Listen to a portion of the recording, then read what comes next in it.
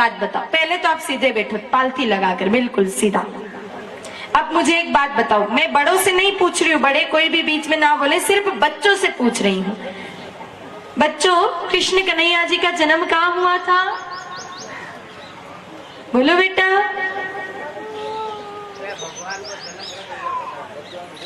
कहाँ हुआ था भगवान का जन्म?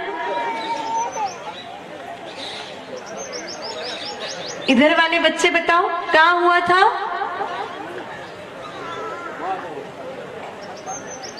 इनको पूछो भी सलमान खान का जन्म कहाँ हुआ था, इनको पता है। अब मेरे भाई बहनों, ये हंसने की बात नहीं है, ये डूब मरने की बात है।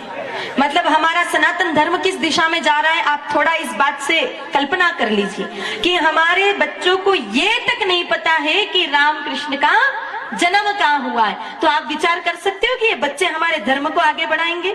इनको सामान्य बातें नहीं पता है, और इसमें गलती इनकी 1% भी नहीं है, ये भी ध्यान से सुन लेना। क्योंकि आजकल पढ़ाई में तो राम कृष्ण का नाम लेना जैसे कोई आतंकवादी हमला कर दिया, इतना मेरे भाई बहनों पाप है। तो पढ़ाई में तो इनको कोई बताएगा नहीं कि राम कृष्ण का जन्म कहाँ हुआ। फिर कौन बताएगा? पहले बच्चों को पता होता, क्योंकि दादा दादी कहानियों के माध्यम से बच्चों को बता देते थे। पर आज कहाँ किसको फुर्सत है? दादाओं को तो दिन भर चबूतरे पर बैठ करके इधर उधर की परपंचायती राजनीति की बातें करने से फुर्सत नहीं, या फिर चौराहे पर बैठ करके ताश पीटने से फुर्सत नहीं, और दादियों को इधर उधर सास बहू की थारी मारी करने से फुर्सत नहीं। तो फिर इन बच्चों को कौन बताएगा कि राम कृष्ण का जन्म कहाँ हुआ है? मेरे भाई बहनों, ये बहुत ही शर्म की बात है कि हम हिंदू बच्चों को नहीं पता कि रामकृष्ण की कहाँ जन्म हुआ, ये जबकि धर्म की सामान्य बातें हैं। आप देखना, मुस्लिम संप्रदाय के इतने बच्चे होते हैं ना, वो सुबह सुबह टोपी लगाकर हाथ में अपने धर्म की धार्मिक पुस्तकें लेकर के तालीम लेने जाते हैं, उन धर्म की शिक्षा ग्रहण करने जाते हैं। क्यों? क्योंकि उनके माँ बाप ने उनको सिखाया है कि धर्म पहले है और बाकी सारी बात बाद में है। लेकिन हमें इससे कोई मतलब नहीं, हमारा धर्म जाए भाड़ में। जैसे ही बच्चा कुछ पढ़ने लग जावे तो आप अपने बच्चे को ए फॉर एप्पल और बी फॉर बॉल वाली किताब जरूर ला करके दोगे। पर आज तक यहाँ सभा में बैठे किसी माता पिता ने अपने बेटे को रामचरितमानस जी नहीं पढ़ने के लिए दी होगी कि ले बेटा, तू पढ़ाई तो बहुत कर ही रहा है विद्यालय में ट्यूशन में जाकर के, लेकिन 10 मिनट रामचरितमानस की एक चौपाई भी पढ़ ले।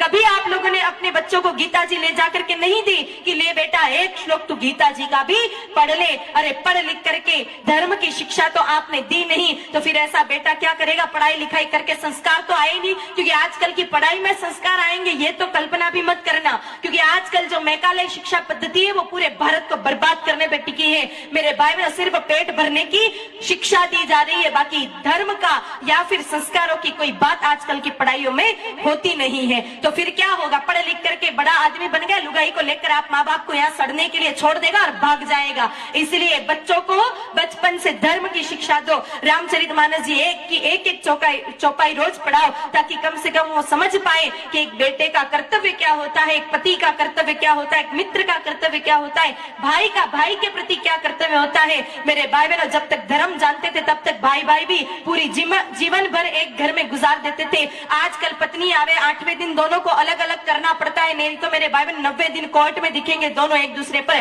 केस दायर करते। क्यों? क्योंकि हमने धर्म की 1% भी शिक्षा अपने बच्चों को नहीं दी। संभले जाओ, इस तरह से तो धर्म पूरा मेरे भाई बहनों तार तार हो जाएगा। अपने बच्चों को कुछ न कुछ शिक्षा धार्मिक भी दिया करो, ताकि ये बच्चे संस्कारी बन सके।